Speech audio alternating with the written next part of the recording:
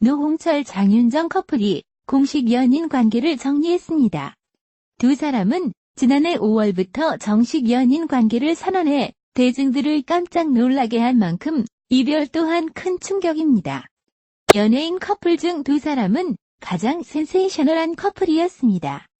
떠들썩하게 연인임을 내세워 골미다 뿐만 아니라 각종 예능 프로그램에 나와 두 사람의 사랑을 확인시켜오더니 10개월 만에 결별이라니 조금 어안이 벙벙합니다.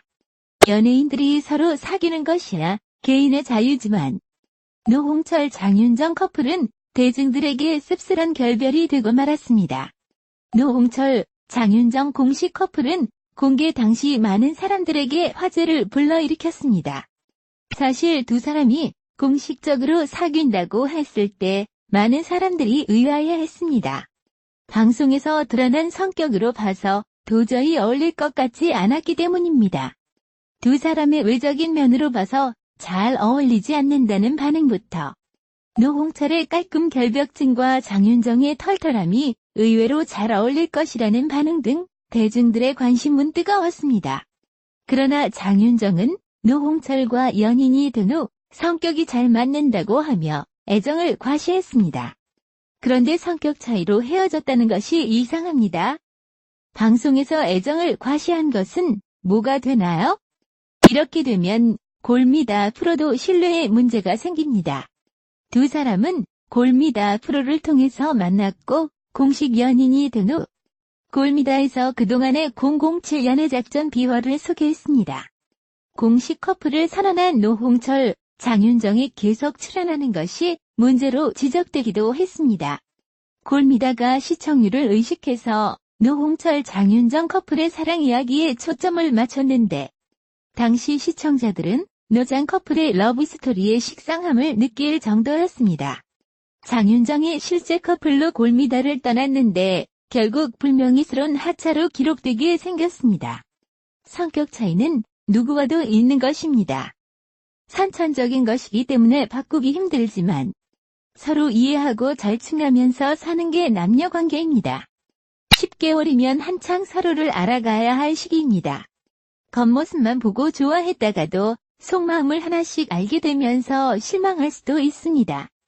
그 성격 차이가 하루아침에 바꾸기 힘든 것이라면 결혼해서 평생 마음 아파하며 살 필요는 없습니다. 문제는 장윤정, 노홍철이 10개월간 피치 못할 사정이 있었을 것이라고 생각됩니다. 공식적인 결별 사유야 연예인들이 헤어질 때 내세우는 단골 메뉴. 성격 차이를 내세웠지만 두 사람만의 사정을 어찌 알겠습니까? 그런데 장윤정과 노홍철이 공식 연인 관계가 된 후 방송에 나와서 한 말을 보면 두 사람이 오래가지 못할 것이라는 이미 예견된 일이었습니다. 지난해 12월 무한도전에서 장윤정은 노홍철에게 쓴 자필 편지에서 처음에 만날 때는 굉장히 차분하고 평범한 사람이라고 느꼈는데 시간이 갈수록 스멀스멀 돌 아이돌의 기질이 나오는 듯해서 겁난다고 고백했습니다. 장윤정은 무한도전뿐만이 아니라 SBS 방송사 연예대상 시상식에서 노홍철이 내년에도 잘 살자는 말에 각자 잘 살자는 말로 화답했고 최근 노홍철의 메이크업 등 사소한 것 하나까지 마음에 들어하지 않아 결별이 예고됐습니다. 장윤정이 노홍철에게 반했던 가장 큰 이유가 무엇이었습니까? 장윤정은 골미다를 통해 노홍철을 좋아하게 된 이유를 밝혔습니다. 정신없는 퀵마우스라는 겉모습과 달리 노홍철은 차분하고 과묵하고 진지한 남자였다고 합니다. 장윤정의 부모님은 침묵이 금이라는 말을 가장 좋아한다고 하는데 바로 이 점에서 노홍철이 딱 맞아 떨어졌다고 했습니다. 즉, 노홍철은 방송용 페이스와 실제 생활용 페이스가 달랐던 것입니다. 조용하고 차분하고 배려심이 많을 뿐 아니라 상대방의 고민을 진지하게 들어주는 남자라고 자랑하던 노홍철의 모습은 어디로 가고 벌써 성격 차이로 헤어지나요? 반대로 노홍철이 장윤정의 마음을 열게 만든 결정적인 것은 바로 이벤트였습니다. 노홍철은 어느 날 장윤정을 집으로 초대했습니다. 문을 열자마자 온 집안에 풍선이 가득했습니다. 그리고 그 풍선 안에 하트가 있었습니다. 이 모습을 보고 장윤정은 1시간 동안이나 펑펑 울었습니다.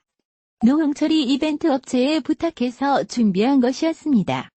이벤트 업체에 부탁을 한 후 확인차 문을 열었던 노홍철 주차 감동에 겨워 눈물이 날 지경이었습니다. 준비를 한 노홍철이 펑펑 울 정도였으니 장윤정의 눈물은 당연했습니다.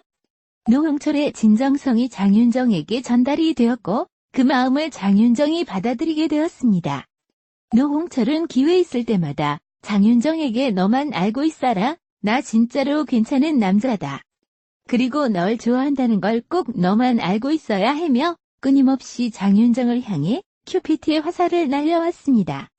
처음에 한두 번 맞으며 대수롭지 않게 여겼던 장윤정은 자꾸 화살을 맞자 그만 노홍철의 사랑에 쓰러진 것입니다.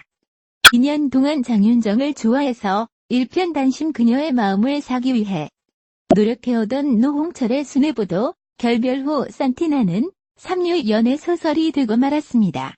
두 사람의 모든 열애 과정이 골미다 방송뿐만 아니라 놀러와 등 각종 예능 프로그램을 통해 지난해 6월 한 달을 떠들썩하게 했는데 10개월도 채 안 돼 결별 소식을 접하는 대중들은 씁쓸한 느낌을 지울 수가 없을 것 같습니다. 예능 출연의 공연, 도서 집필까지 다방면에서 활동하는 방송인 노홍철이 때 아닌 부동산 시세 차익 논란에 휩싸였습니다.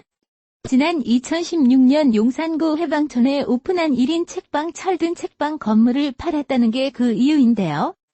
어이없이 욕먹고 있다는 방송인 노홍철의 최신 근황, 함께 살펴보겠습니다. 평소 개인 책방 운영의 꿈을 품고 있던 노홍철은 3년 전 용산구 해방촌 신흥시장이라 불리는 다소 외진 곳에 건물을 매입, 작고 아담한 동네 서점 철든 책방을 오픈했습니다. 독립출판물을 비롯 노홍철 자신이 선택한 책들을 직접 배치, 판매하는 것은 물론 독특한 인테리어와 아이템에 관심이 많은 그답게 사진 찍기 좋은 분위기를 자랑하며 오픈 직후부터 일명 핫플이 되었는데요. 노홍철이 건물을 매입하여 서점을 오픈하기 전에는 이름도 알려지지 않았던 신흥시장. 곧 철든 책방의 인기에 힘입어 입소문을 타기 시작하며 주변 상권도 활성화되는 듯한 조짐이 보이기 시작했는데 지난 2월 이미 노홍철이 해당 건물을 2018년 10월에 되팔았다는 소식이 전해지며 주변 상인들과 주민들의 원성을 사고 있습니다. 각종 매체를 통해 보도된 내용은 이렇습니다. 2016년 서점 오픈 준비 당시 노홍철은 해당 건물을 6억 7천만 원에 매입. 약 3년이라는 시간 동안 서점을 운영한 뒤 2018년 14억 4천만 원이라는 금액으로 득판 것인데요.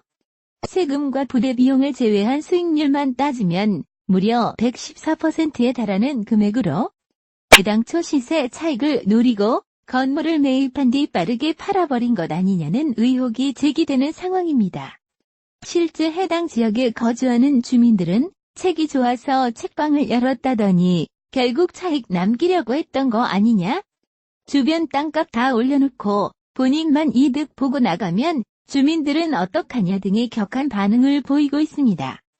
연예인이 특정 지역 부동산을 매입하면 주변 땅값이 덩달아 오르는 경우가 많은데 노홍철 역시 연예인이라는 네임밸류가 상권 전체에 영향을 미치며 건물 임대료 상승 결과를 낳은 것으로 추측됩니다. 하지만 노홍철에게 섣불리 비난의 화살을 돌릴 수 없다는 일각의 의견도 제기되는 상황인데요. 카페, 음식점 등 상권 활성화가 전혀 이루어 있지 않은 상황에서 노홍철 책방 건물 하나에만 의지한 책임대료를 급히 상승시키고 입지를 서두르며 소위 설레발을 친 해당 지역 상인들에게 더 큰 잘못이 있다는 의견입니다. 실제로 노홍철은 과거 다른 지역에 더 큰 책방을 열고 싶다는 포부를 공공연하게 밝히기도 했는데요. 지난해 11월에는 신사동 건물을 112억에 매입, 이곳에 대형 책방을 오픈하지 않을까 예상되는 상황입니다. 전 스타일리스트 L씨 임금을 횡령했다는 논란에 휩싸여 있는 노홍철을 위해 미소 코디가 해명에 나섰다. 유재석의 코디로 유명해진 신미소 씨는 30일 오전 4시 30분께 자신의 미니홈피 다이어리에 노홍철 임금착지설의 진실 이라는 제목으로 장문의 글을 남겼다.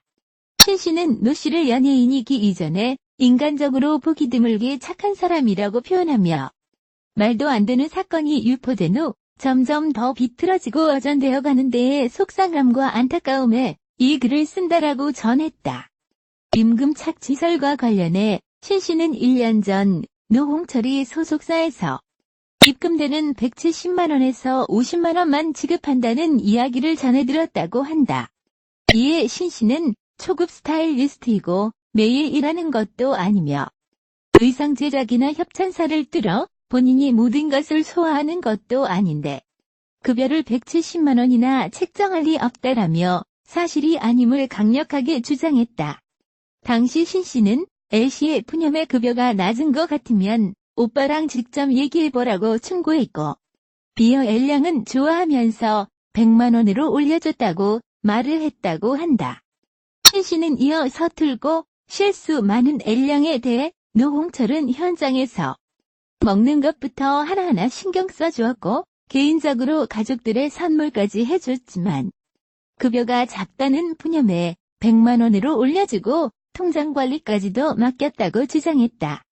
결국 노홍철의 매니저가 바뀌고 통장을 정리하다 그간 누락 결제건들이 발견되어 문제가 되었고 이에 L씨가 그만두게 된 것이라고 설명했다.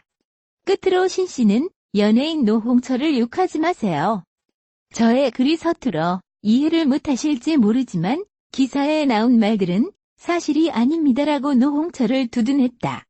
한편 신 씨는 글의 마지막에 L씨의 실명을 공개하면서 정작 잘못한 네가 누군지 이름 정도 밝히는 거는 괜찮겠지?